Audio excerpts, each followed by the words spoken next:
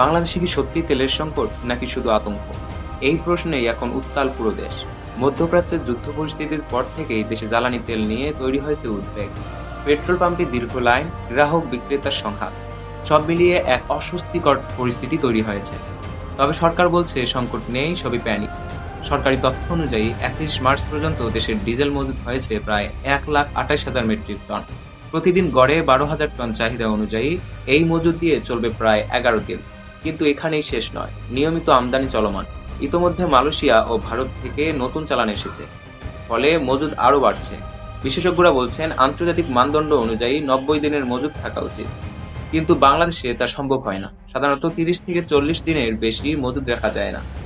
এদিকে বাস্তবে পাম্পগুলোতে দীর্ঘ লাইনের কারণ হিসাবে সরকার বলছে এটা মূলত মানুষের আতঙ্কের ফল। পরিস্থিতি নিয়ন্ত্রণে সরকার নিয়েছে কঠোর পদক্ষেপ।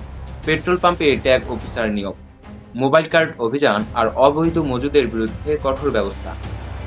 সবশেষে সরকার আশ্বস্ত করেছে এপ্রিল মাসেও জ্বালানি সংকটের কোনো শঙ্কা নেই।